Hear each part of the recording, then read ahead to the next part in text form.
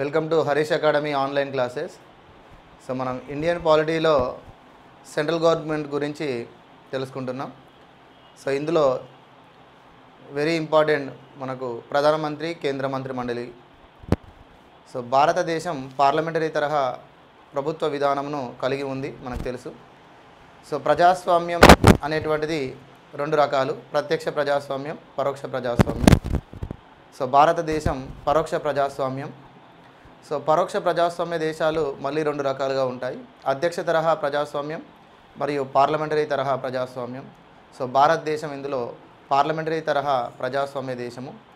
So ఈ parliamentary తరహా సిస్టమ్ను మనం బ్రిటిష్ రాజ్యాంగం నుండి గ్రహించాం. అయితే మనది బ్రిటిష్ దేశం వలె రాచరిక దేశం కాదు. అంటే దేశాధినేత వారసత్వంగా బాధ్యతలు చేపట్టడం అనేటువంటిది ఉండదు.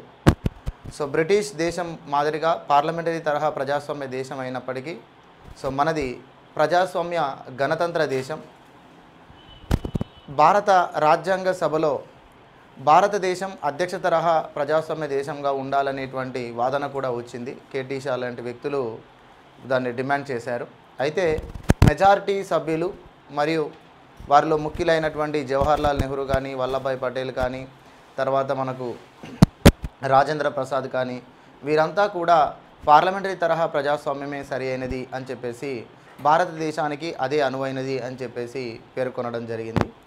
సో ఏది ఏమైనప్పటికీ 200 సంవత్సరాల బ్రిటిష్ వలస పాలనలో మన భారతదేశాన్ని పరిపాలించినప్పుడు సో బ్రిటిష్ వారు వారి యొక్క పూర్తి పరిపాలనా వ్యవస్థను ఇక్కడ ఏర్పాటు చేశారు. సో బ్రిటిష్ పార్లమెంటరీ తరహా సిస్టమ్ను కలిగి ఉంది కాబట్టి భారతదేశంలో కూడా పార్లమెంటరీ సంస్థలను, పార్లమెంటరీ పరిపాలనా వ్యవస్థను ఏర్పాటు చేయడం జరిగింది. సో ఈ పార్లమెంటరీ తరహా ప్రభుత్వాలనే క్యాబినెట్ తరహా ప్రభుత్వాలు అని అంటారు. క్యాబినెట్ తరహా ప్రభుత్వాలను ఎందుకంటారు అంటే, సో ఇక్కడ మనకు దేశాధినేత డిజ్యూర్ అథారిటీ కలిగి ఉంటాడు. క్యాబినెట్ అనేటువంటిది డిఫాక్టో అథారిటీ కలిగి ఉంటుంది. డిజ్యూర్ అథారిటీ అంటే నామమాత్రపు అధికారం అన్నట్టు. సో రాష్ట్రపతి దేశాధినేత, రాజ్యాంగాధినేత, కానీ నామమాత్రపు కార్యనిర్వహణాధికారిగా వ్యవహరిస్తాడు. అంటే రాష్ట్రపతి రాజ్యాంగ అధికారాలను తను స్వయంగా నిర్వర్తించలేడు. సో క్యాబినెట్ యొక్క సూచన మేరకే నిర్వహించాలి. కాబట్టి ఇక్కడ రాష్ట్రపతిని డిజ్యూర్ అథారిటీ అంటాం, క్యాబినెట్ను డిఫాక్టో అథారిటీ అంటాం. కావున పార్లమెంటరీ తరహా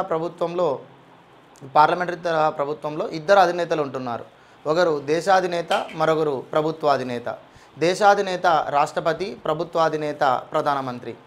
అయితే ఈ ప్రధానమంత్రి నేతృత్వంలో క్యాబినెట్ అనేటువంటిదే కీలకంగా వ్యవహరిస్తుంది. సో క్యాబినెట్, అందుకనే పార్లమెంటరీ తరహా ప్రభుత్వాలను క్యాబినెట్ తరహా ప్రభుత్వాలు అన్నారు. అయితే కొంతకాలం తర్వాత మళ్ళీ క్యాబినెట్ తరహా ప్రభుత్వాలను ప్రధానమంత్రి తరహా ప్రభుత్వాలుగా పిలవడం జరిగింది. రెండవ ప్రపంచ యుద్ధానంతరం సో పార్లమెంటరీ తరహా ప్రభుత్వాలన్నీ కూడా ప్రధానమంత్రి తరహా ప్రభుత్వాలుగా పిలువబడ్డాయి. దీనికి కారణం ఏమిటి అంటే, క్యాబినెట్ యొక్క సూచన మేరకే రాష్ట్రపతి రాజ్యాంగ విధులు నిర్వర్తిస్తున్నప్పటికీ ఆ క్యాబినెట్కు నాయకుడు ప్రధానమంత్రి. క్యాబినెట్ యొక్క పూర్తి అధికారాలు అనేవి ప్రధానమంత్రి ఆధీనంలో ఉంటున్నాయి. అంతేకాకుండా కాలానుగుణంగా ప్రధానమంత్రి కీలకంగా వ్యవహరిస్తూ క్యాబినెట్ను తన కనుసన్నల్లో పెట్టుకోవడము, క్యాబినెట్ను సంప్రదించకుండానే ప్రధానమంత్రి కొన్ని కీలక నిర్ణయాలు తీసుకోవడం, తర్వాత క్యాబినెట్ సమావేశం ఏర్పాటు చేసి దాన్ని ఆమోదింపజేసుకోవడం, ఇవన్నీ జరిగేవి. సో అందుకనే మనకు ఈ పార్లమెంటరీ తరహా ప్రభుత్వాన్ని ప్రధానమంత్రి తరహా ప్రభుత్వంగా పిలిచారు. ఉదాహరణకు మనం మన భారతదేశంలో నెహ్రూను కూడా చూసినట్లయితే, నెహ్రూ పరిపాలనా కాలంలో దాదాపు 16 సంవత్సరాల 286 రోజులు పరిపాలించారు నెహ్రూ. అంటే దాదాపు 17 సంవత్సరాలు పరిపాలించారు. ఈ 17 సంవత్సరాల పరిపాలనలో తాను చాలా ముఖ్యమైనటువంటి నిర్ణయాలు క్యాబినెట్ యొక్క సమావేశం లేకుండానే తీసుకొని తరువాత క్యాబినెట్ ఆమోదం అనేటువంటిది పొందడం జరిగింది.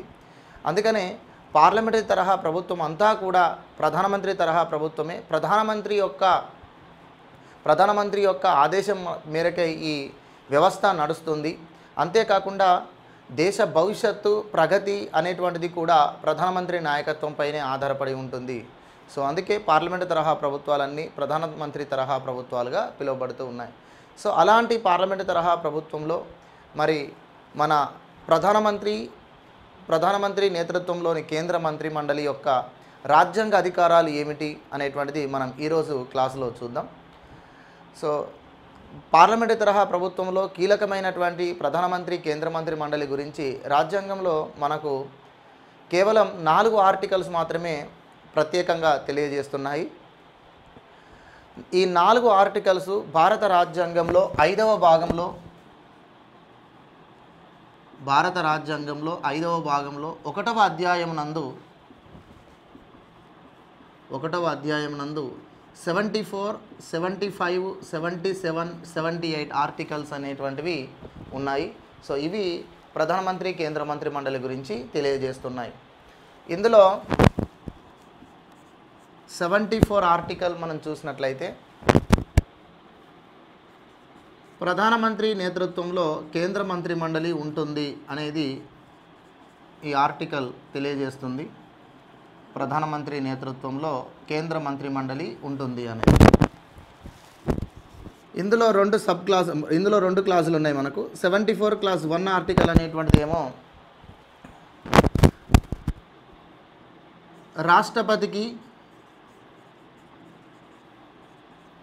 రాష్ట్రపతికి అధికారాల నిర్వహణలో సలహా సహకారం అందించడానికి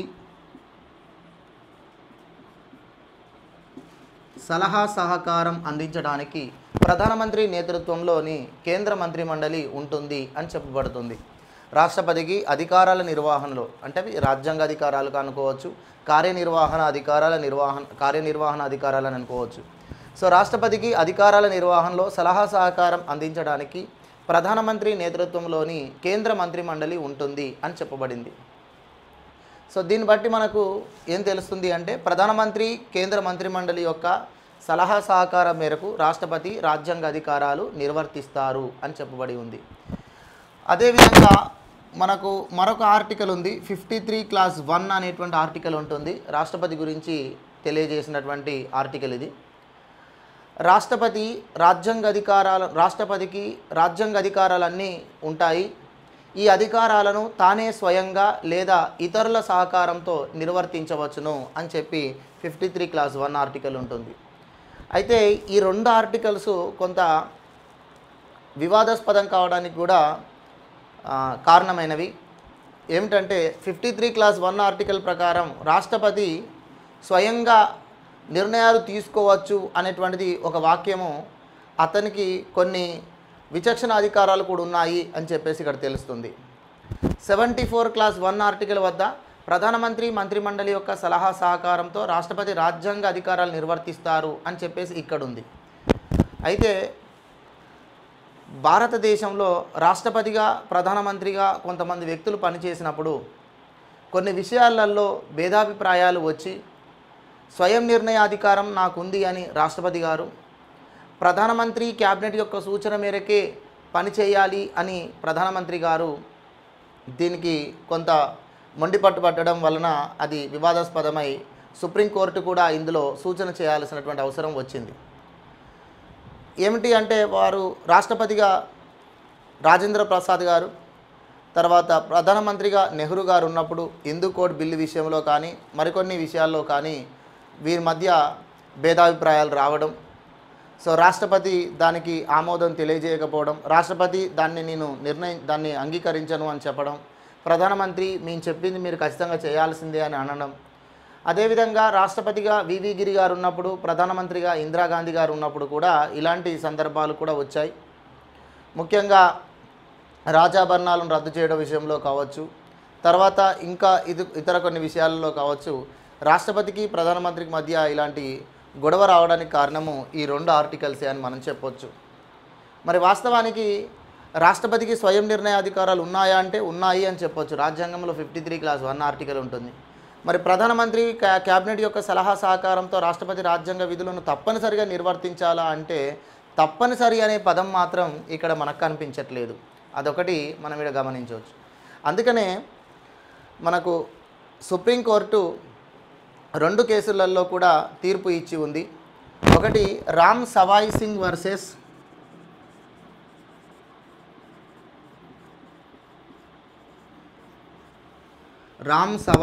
versus state of Punjab case ఒకటి, ఇది 1955లో.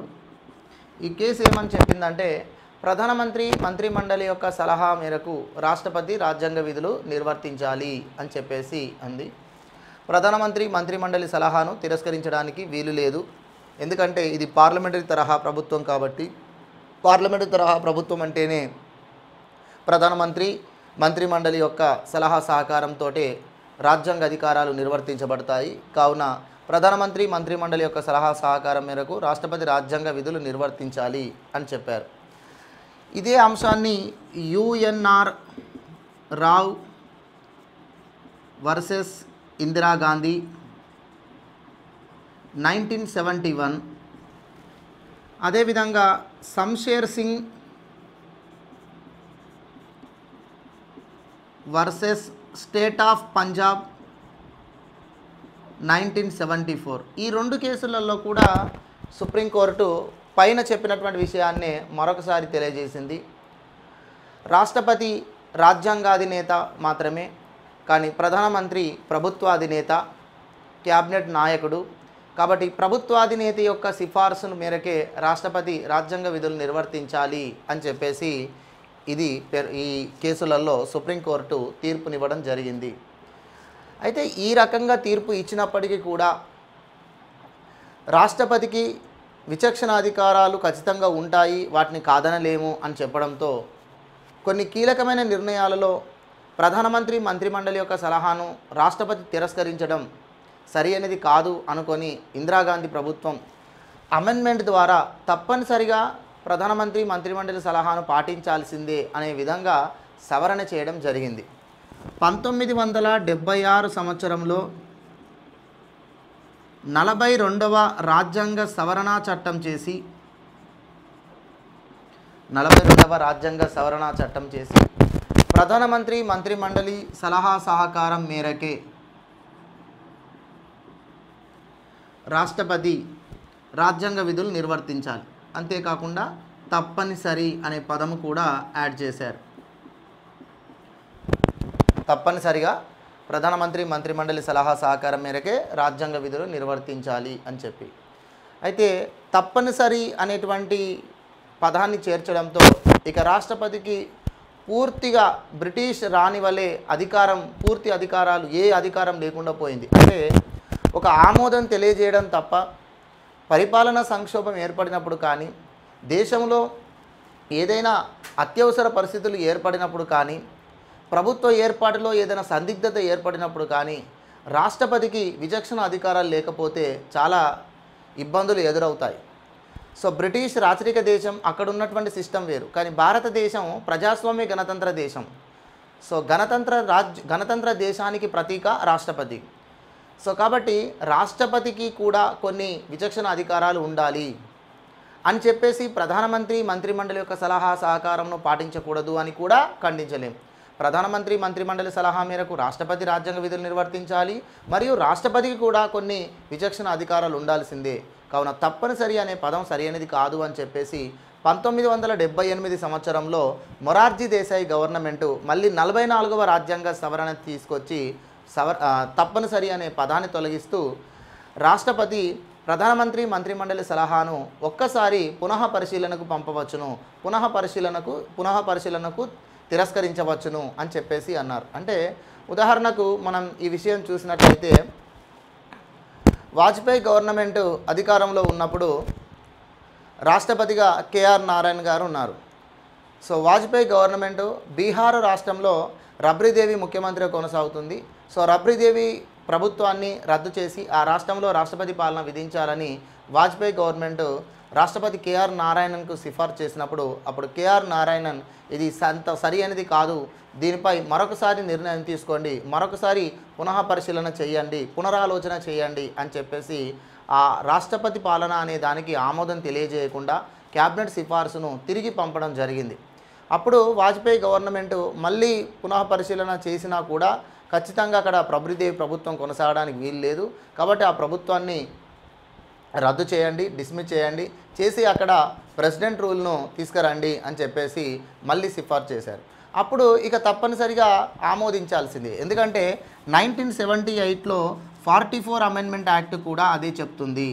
ఒక్కసారి మాత్రమే రాష్ట్రపతి క్యాబినెట్ సిఫార్సును కానీ లేదా ప్రధానమంత్రి మంత్రిమండలి యొక్క సిఫార్సును కానీ తిరస్కరించే అవకాశం ఉంటుంది, పునః పరిశీలన పునరాలోచనకు పంపించే అవకాశం ఉంటుంది. కానీ రెండవసారి మాత్రం ఆ విషయాన్ని ఖచ్చితంగా ఆమోదించాల్సిందే, ఆ సిఫార్సును ఖచ్చితంగా అంగీకరించాల్సిందే అనేటువంటిది 44వ రాజ్యాంగ సవరణ ద్వారా మనకు రాజ్యాంగంలో ఈ 74 క్లాస్ 1 ఆర్టికల్ వద్ద ఉంది. సో కావున ఇక్కడ ఈ రకమైనటువంటివి జరిగింది. అయితే ఇక్కడ ఒక్కసారి పునః పరిశీలనకు పంపినా కూడా మరి క్యాబినెట్ మళ్ళీ దాన్ని తిరిగి పంపితే రాష్ట్రపతి ఖచ్చితంగా ఆమోదించాల్సిందే కదా. అప్పుడు రాష్ట్రపతికి స్వయం రాష్ట్రపతికి విచక్షణ అధికారాలు ఎలా ఉన్నట్టు అని అంటే చూడండి,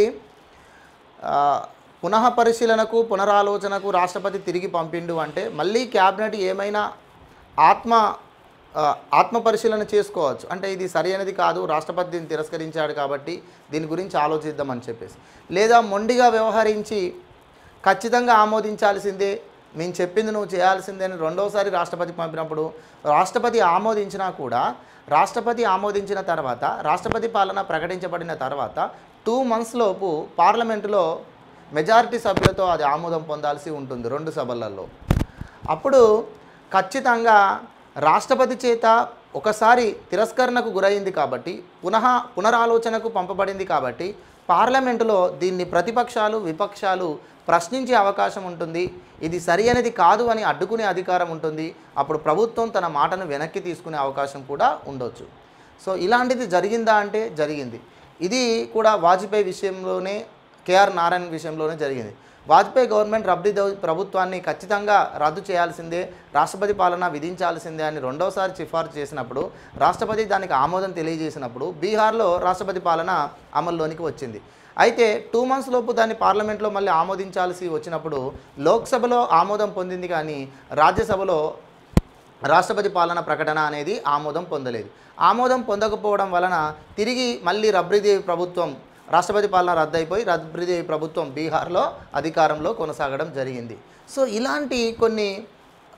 ఇలాంటి కొన్ని సందర్భాలు కూడా మనకు ఈ సవరణ అనేది కొంతవరకు ఉపయోగపడుతుంది అని చెప్పొచ్చు. అంటే రాజ్యాంగాధినేత రాష్ట్రపతి, ప్రభుత్వాధినేత ప్రధానమంత్రి, రాజ్యాంగాధినేత రాష్ట్రపతి, ప్రభుత్వాధినేత ప్రధానమంత్రి ఇద్దరూ కూడా పార్లమెంటరీ తరహా ప్రభుత్వంలో కీలకంగా వ్యవహరించాలి వారి వారి యొక్క పరిధిలో అనేటువంటి విధంగా ఈ సవరణ మనకు ఉంటుంది. ఈ సవరణ ఏదైనా అంటే తొందరపాటు నిర్ణయాలను కూడా, ఇప్పుడు క్యాబినెట్ అంటేనే ప్రధానమంత్రి అంటున్నాం. సో ప్రధానమంత్రి కీలకమైన మంత్రులతో భేటీ అయ్యి ఏదైనా తొందరపాటు నిర్ణయం తీసుకున్నా దాన్ని అడ్డుకునే అవకాశం రాష్ట్రపతికి ఉండాలి, అదొకటి.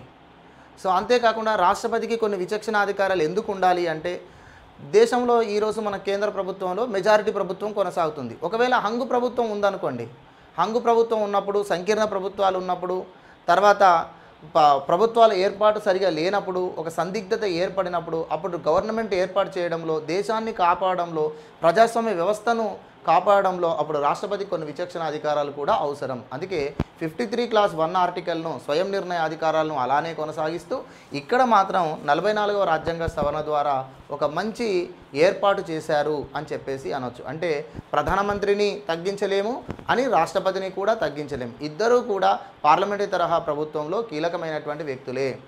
ఇంకా మనం చెప్పుకోవాలి అంటే ఒక రాష్ట్రంలో అసెంబ్లీ ఎన్నికల తర్వాత మనకు గవర్నమెంట్ ఏర్పడలేదు అనుకోండి, అసెంబ్లీ ఎన్నికల తర్వాత ఏ పార్టీకి సంపూర్ణ మెజారిటీ రాకుండా ఏ సంకీర్ణ కూటమి కూడా మెజారిటీ సాధించినప్పుడు, ముఖ్యమంత్రి మంత్రిమండలి ఏర్పాటు సాధ్యం కానప్పుడు అప్పుడు ఆ రాష్ట్రంలో ఏం చేస్తాం, సింపుల్గా కేంద్రం గవర్నర్ యొక్క సిఫార్సు మేరకు కేంద్ర ప్రభుత్వము లేదా రాష్ట్రపతి పాలన ప్రకటిస్తారు తిరిగి గవర్నమెంట్ ఏర్పడేంత వరకు. ఒకవేళ తిరిగి గవర్నమెంట్ ఏర్పాటు కాకపోతే మళ్ళీ అసెంబ్లీని రద్దు చేసి మళ్ళీ ఎన్నికలు ప్రవేశపెట్టేటువంటి అవకాశం కూడా ఉంటుంది. కానీ ఇదే పరిస్థితి కేంద్రంలో ఏర్పడితే ఎలా? లోక్సభ ఎన్నికలు అయినాయి, ఏ పార్టీకి సంపూర్ణ మెజారిటీ రాలేదు, ఏ సంకీర్ణ కూటమికి కూడా మెజారిటీ పొందలేదు, అప్పుడు ప్రధానమంత్రి క్యాబినెట్ ఏర్పడేటువంటి అవకాశం లేదు. అలాంటి సమయంలో రాష్ట్రపతిగా ఉన్నటువంటి వ్యక్తి మరి స్వయంగా ఈ దేశాన్ని పరిపాలించవచ్చా? ఎంతకాలం పరిపాలిస్తారు? ప్రధానమంత్రి మంత్రిమండలి యొక్క సలహా మేరకే తను రాజ్యాంగ విధులు నిర్వర్తించాలి కదా. అప్పుడు ఎలా మరి ప్రధానమంత్రిని ఎవరిని నియమించాలి? మళ్ళీ లోక్సభ రద్దు చేసి మళ్ళీ ఎన్నికలు పెట్టినా కూడా మళ్ళీ సంపూర్ణ మెజారిటీ వస్తుందని నమ్మకం లేదు.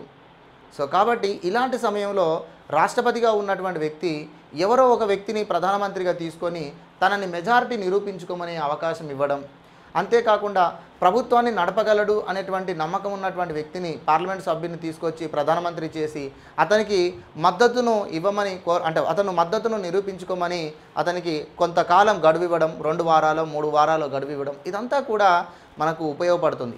ఏ ఆర్టికల్ వల్ల? 53 క్లాస్ 1 ఆర్టికల్ వల్ల స్వయం నిర్ణయ అధికారాలు రాష్ట్రపతికి ఉండాలి, మరియు ప్రధానమంత్రి మంత్రిమండలి సలహాకు కూడా రాష్ట్రపతి విలువ ఇవ్వాలి. ఈ రెండు కూడా మనకు ఇంపార్టెంటే పార్లమెంటరీ తరహా ప్రభుత్వంలో. ఓకేనా? తర్వాత ఇక next article 74 class 2 article. 74 class 2 article మనం చూసినట్లయితే ప్రధానమంత్రి మంత్రిమండలి యొక్క సలహా మేరకే రాష్ట్రపతి రాజ్యాంగ అధికారాలు నిర్వర్తిస్తారు. అయితే ఈ ప్రధానమంత్రి మంత్రిమండలి చేసినటువంటి సిఫార్సులను రాష్ట్రపతి ఆమోదించడం వల్ల ఏదైనా ఇబ్బందులు ఎదురైనా కూడా వాటిని ఏ న్యాయస్థానం ప్రశ్నించడానికి వీలు లేదు. ఏ వ్యక్తి కూడా ఏ న్యాయస్థానమును ఆశ్రయించి దీన్ని సవాలు చేయడానికి వీలు లేదు అని చెప్పి ఈ ఆర్టికల్ పేర్కొంటుంది. సో మనకు రాష్ట్రపతి పేరు మీదుగా జరిగేటువంటి ఏ అధికారాన్ని ప్రశ్నించరాదు, మరియు రాష్ట్రపతిని కూడా ఏ న్యాయస్థానం ప్రశ్నించరాదు. మనం 361 ఆర్టికల్ వద్ద మనకు ఉంటుంది. రాష్ట్రపతి, గవర్నర్లు వారి విధి నిర్వహణలో తీసుకున్న ఏ నిర్ణయాన్ని కూడా వారిని కారకులుగా చేస్తూ వారిని నేరస్తులుగా గుర్తించడానికి వీల్లేదు, వారిని నేరస్తులుగా ప్రకటించడానికి వీల్లేదు, వారిని అరెస్టు చేయమని ఆదేశాలు జారీ చేయడానికి వీల్లేదు, వారిని పదవిలో ఉన్నంతకాలం వారిపై ఎలాంటి క్రిమినల్ కేసులు పెట్టడానికి వీల్లేదు. ఇవన్నీ కూడా రాష్ట్రపతికి రాజ్యాంగ భద్రత అంటే అతనికి పదవి భద్రతను కల్పించేటువంటివి. సో మరి రాష్ట్రపతిని మనం తప్పుపట్టలేము, ఎందుకంటే రాష్ట్రపతి ఏవి కూడా సొంతగా తీసుకోవట్లేదు కదా. పార్లమెంట్ తరహా ప్రభుత్వంలో అంతా కూడా ప్రధానమంత్రి మంత్రిమండలి చేస్తుంది కదా. కాబట్టి రాష్ట్రపతి తీసుకున్నటువంటి ఒక నిర్ణయం, రాష్ట్రపతి చేసినటువంటి ఒక చర్య వలన కొంత నష్టం జరిగింది అని అనుకున్నప్పుడు దానికి కారకులు ప్రధానమంత్రి మంత్రిమండలి కాబట్టి వారిని బాధ్యులు చేయవచ్చా అని చెప్పేసి మనం ఆలోచిస్తే వారిని బాధ్యులు చేయకూడదు అనే ఉద్దేశంతో ఈ ఆర్టికల్ను రాశారు. 74 క్లాస్ 2 ఆర్టికల్ ప్రకారం ప్రధానమంత్రి మంత్రిమండలి చేసినటువంటి సిఫార్సులను ప్రధానమంత్రి మంత్రిమండలి రాష్ట్రపతికి చేసినటువంటి సిఫార్సులను ఏ న్యాయస్థానం ప్రశ్నించడానికి వీల్లేదు, ఏ వ్యక్తి కూడా ఏ న్యాయస్థానమునందు సవాలు చేయడానికి వీల్లేదు అని చెప్పేసి మనకు అంటున్నారు. అయితే ఇక్కడ మరొక విషయం కూడా ఉంది. కేశవనంద భారతి కేసు తీర్పు తర్వాత ఇవన్నీ కూడా కొంతవరకు మార్పుకు లోనైనాయి అని చెప్పేసి మనం అనవచ్చు. ఏమిటంటే ప్రధానమంత్రి మంత్రిమండలి యొక్క సిఫార్సును న్యాయస్థానమునందు ప్రశ్నించవచ్చా అంటే ప్రశ్నించవచ్చు. ఎప్పుడు ప్రశ్నించవచ్చు? రాజ్యాంగ మౌలిక స్వరూపానికి విరుద్ధంగా వ్యవహరించినప్పుడు ఆ సిఫార్సు, ఆ సలహా రాజ్యాంగ మౌలిక స్వరూపానికి భంగం కలిగించే విధంగా ఉన్నప్పుడు ఖచ్చితంగా న్యాయస్థానం జోక్యం చేసుకోవచ్చు. దాన్ని అడ్డుకునే అధికారం న్యాయస్థానానికి ఉంది అని కూడా మనం చెప్పవచ్చు. మనందరికీ తెలిసిందే, ఫండమెంటల్ రైట్స్లో కేశవనంద భారతి కేసులో సుప్రీంకోర్టు ఇచ్చినటువంటి జడ్జిమెంటు ఎంత సంచలనాత్మకమైన జడ్జిమెంటు.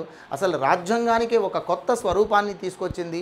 మౌలిక స్వరూపం అనేటువంటి పేరుతో రాజ్యాంగానికి ఒక రక్షణ కవచం లాంటిది ఏర్పాటు చేసిందని మనందరికీ తెలుసు. కాబట్టి ఇక్కడ ప్రధానమంత్రి మంత్రిమండలి సిఫార్సును రాష్ట్రపతికి ఇచ్చినప్పుడు దాన్ని ఏ న్యాయస్థానం నందు ప్రశ్నించరాదు అంటే ప్రశ్నించరాదు అని చెప్పొచ్చు. కానీ ఎప్పుడు ప్రశ్నించవచ్చు? రాజ్యాంగ మౌలిక స్వరూపానికి భంగం కలిగినప్పుడు మాత్రం ప్రశ్నించవచ్చు. రాజ్యాంగ మౌలిక స్వరూపం భంగం కలిగినంత వరకు ప్రధానమంత్రి మంత్రిమండలి చేసిన సిఫార్సులను, రాష్ట్రపతికి చేసిన సిఫార్సులను ఏ న్యాయస్థానం జోక్యం చేసుకోవడానికి వీల్లేదు. ఇక్కడ మనం ఎగ్జాంపుల్ చెప్పాలి అంటే మనకు ఉత్తరాఖండ్ ఇష్యూని నేను చెప్పగలుగుతాను. ఉత్తరాఖండ్ రాష్ట్రంలో కాంగ్రెస్ పార్టీ హరీష్ రావత్ గవర్నమెంట్ అధికారంలో కొనసాగుతుంది. సో అయితే అది గత 3 సంవత్సరాల క్రితం జరిగినటువంటిది. హరీష్ రావత్ గవర్నమెంట్ కొనసాగుతూ ఉన్నప్పుడు ఆ కాంగ్రెస్ కూటమిలోని అంటే ఉత్తరాఖండ్ అసెంబ్లీలోని కాంగ్రెస్ పార్టీ కూటమిలోని కొంతమంది ఎమ్మెల్యేలు అంటే దాదాపు ఒక 12 మంది ఎమ్మెల్యేలు బీజేపీలోకి పార్టీ ఫిరాయింపులకు పాల్పడ్డారు. అప్పుడు వారి సభ్యత్వాన్ని రద్దు చేసే అవకాశం మనకు శాసనసభ స్పీకర్కు ఉంటుంది. కానీ శాసనసభ స్పీకర్ ఒకవేళ రద్దు చేస్తే మళ్ళీ ప్రభుత్వం మైనార్టీలో పడిపోతుంది అని చెప్పేసి సో 12 మంది అసమ్మతి ఎమ్మెల్యేలను తిరిగి తమ పార్టీలో చేర్చుకోవడం కోసము హరీష్ రావత్ ముఖ్యమంత్రిగా ఉంటూ అతను కొంత ప్రయత్నం చేశాడు. కానీ ఈ ప్రయత్నం ఫలించలేదు. చివరికి అక్కడ బీజేపీ గవర్నమెంట్ అవిశ్వాస తీర్మానం ప్రవేశపెట్టాలి శాసనసభలో, హరీష్ రావత్ గవర్నమెంట్ను ఓడగొట్టాలి అని చెప్పేసి ప్రయత్నం చేసింది. ఈ సమయంలో హరీష్ రావత్ గవర్నమెంట్ శాసనసభ సమావేశాలు జరపకుండా దాదాపు 8 నెలల సమయంను గడుపుకుంటూ వచ్చాడు. సంవత్సరంలో కనీసం 2 సమావేశాలు జరగాలి, 2 వరుస సమావేశాల మధ్య వ్యవధి 6 నెలలకు మించకూడదు అనేది మన రాజ్యాంగ నిబంధన. కాబట్టి ఈ నిబంధన ఉల్లంఘించబడింది, ఇది రాజ్యాంగ విరుద్ధంగా వ్యవహరించారు అని చెప్పేసి ఉత్తరాఖండ్ గవర్నర్ యొక్క సిఫార్సు మేరకు కేంద్ర ప్రభుత్వము రాష్ట్రపతి ఉత్తరాఖండ్ రాష్ట్రంలో రాష్ట్రపతి పాలన విధించాడు. అంటే ఇక్కడ ఉత్తరాఖండ్ రాష్ట్రంలో రాజ్యాంగ విరుద్ధమైనటువంటి పాలన జరుగుతుంది అని గవర్నర్ చెప్పడం, దాన్ని ప్రధానమంత్రి మంత్రిమండలి అంగీకరించి ప్రధానమంత్రి మంత్రిమండలి ఆ రాష్ట్రంలో హరీష్ రావత్ ప్రభుత్వాన్ని రద్దు చేసి రాష్ట్రపతి పాలన విధించమని రాష్ట్రపతి ప్రణబ్ ముఖర్జీకి తెలియజేయడం, ప్రణబ్ ముఖర్జీ దానికి ఆమోదం చేయడం, ఇదంతా కూడా చివరికి ఉత్తరాఖండ్ హైకోర్టు జోక్యంతో ముందుకొచ్చింది. సో హరీష్ రావత్ ఉత్తరాఖండ్ హైకోర్టును ఆశ్రయించారు. సో నా గవర్నమెంట్ను రద్దు చేయడం సరైనది కాదు, నాకు శాసనసభలో మెజారిటీ ఉంది, నాకు మెజారిటీ నిరూపించుకునే అవకాశం ఇవ్వకుండా నా ప్రభుత్వాన్ని రద్దు చేసే అధికారం ఇది సరైనది కాదు, ఇది రాజ్యాంగ విరుద్ధమైన చర్య అని ఉత్తరాఖండ్ హైకోర్టును ఆశ్రయించారు. అప్పుడు ఉత్తరాఖండ్ హైకోర్టు ఉత్తరాఖండ్ రాష్ట్రంలో రాష్ట్రపతి పాలన విధించడం కరెక్ట్ కాదు, ఆ రాష్ట్ర ప్రభుత్వం మైనారిటీ ప్రభుత్వం అని మీరు ఎలా డిసైడ్ చేస్తారు, ఏదైనా ఒక రాష్ట్ర ప్రభుత్వానికి విశ్వాసం ఉందా లేదా అనే దాన్ని తెలియజేయాల్సింది శాసనసభనే వేదిక కానీ రాష్ట్రపతి భవన్ వేదిక కాదు, ప్రధానమంత్రి మంత్రిమండలి చేసిన సిఫార్సుది కాదు. కాబట్టి శాసనసభలో తనకు మెజారిటీ నిరూపించుకునే అవకాశం ఇవ్వండి, తర్వాతనే నిర్ణయం తీసుకోవాలి, ఇక్కడ రాష్ట్రపతి పాలన విధించడం కరెక్ట్ కాదు, ఈ రాష్ట్రపతి పాలన కొనసాగదు అని చెప్పేసి ఉత్తరాఖండ్ హైకోర్టు చెప్పడం, దానితో రాష్ట్రపతి పాలన రద్దయిపోవడం, తిరిగి హరీష్ రావత్కు మళ్ళీ అధికారం రావడం, హరీష్ రావత్కు అధికారం వచ్చిన తర్వాత ఆయన 2 వారాల్లోపు మళ్ళీ శాసనసభలో విశ్వాస తీర్మానం ప్రవేశపెట్టడం, ఆ విశ్వాస తీర్మానంలో తన మెజారిటీ సాధించుకోవడం, తిరిగి మళ్ళీ ప్రభుత్వాన్ని కొనసాగించడం అనేటువంటి జరిగింది. ఇదంతా ఎందుకు చెప్తున్నాను, ప్రధానమంత్రి మంత్రిమండలి ఉత్తరాఖండ్లో రాష్ట్రపతి పాలన విధించమని అనగానే రాష్ట్రపతి పాలన విధిస్తే ఇది రాజ్యాంగ మౌలిక స్వరూపానికి విరుద్ధంగా ఉంది అన్నప్పుడు ఉత్తరాఖండ్ హైకోర్టు ఈ రాష్ట్రపతి పాలన చెల్లదు అని చెప్పింది. అంటే ఇక్కడ ఈ ఆర్టికల్ కూడా ఖచ్చితంగా న్యాయస్థానమునందు ప్రశ్నించబడుతుంది. ఎప్పుడు అంటే రాజ్యాంగ మౌలిక తత్వానికి భంగం కలిగినప్పుడు. Basic structure of Indian constitution అనేటువంటిది ఒకటి ఉంటుంది అని కేశవానంద భారతి కేసులో చెప్పారు. సో ఆ మౌలిక స్వరూపమైనటువంటి అంశాలకు భంగం కలిగినప్పుడు మాత్రం, రాజ్యాంగ విరుద్ధంగా వ్యవహరిస్తున్నప్పుడు మాత్రం ఖచ్చితంగా న్యాయస్థానం ప్రశ్నించేటువంటి అవకాశము ఉంటుంది. సో ఇదంతా కూడా మనకు 74 ఆర్టికల్లో ఇచ్చారు. తర్వాత మరి ఈ పార్లమెంటరీ తరహా ప్రభుత్వంలో ప్రధానమంత్రితో పాటు మరి కేంద్ర మంత్రుల యొక్క నియామకం ఎలా జరుగుతుంది, వారి యొక్క అర్హతలు ఏమిటి, వారి పదవీకాలం ఎంత ఉంటుంది, వారి ప్రమాణ స్వీకారం ఎవరి చేత చేయబడతారు, ఇవన్నీ కూడా మనం చూద్దాం. సో నెక్స్ట్ ఆర్టికల్ మనకు 75 ఆర్టికల్.